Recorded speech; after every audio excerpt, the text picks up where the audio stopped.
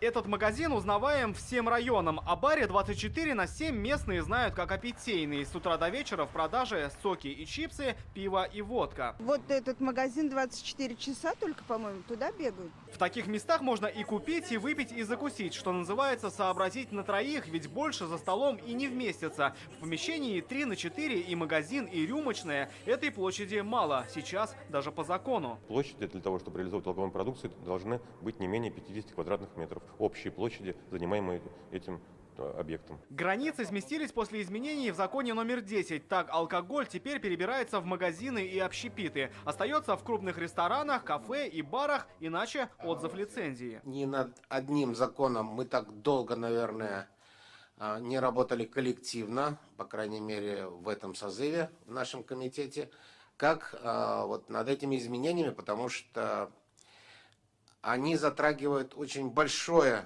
количество предпринимателей. Закон в действии с 1 апреля, но бары доработают до окончания лицензии. У кого-то она на год, а у кого-то и на 5. Поэтому они вновь распахивают двери. Предусмотрительно проверку магазины проводят до вступления правок в силу. По словам продавца, у них прошла в конце марта, теперь работать не страшно. По-моему, неделю на той неделе или неделю назад. Остальные магазины переедут или расширят свои границы, но и перемещаться придется в видное место. Теперь вне закона открываться во дворах, зато можно на заправках. Под требования уже подстроились порядка 80 точек только по Казани, или закрылись, или сменили профиль. Рамиль Шайдуллин, Андрей Сентальцев, ТНВ, Казань.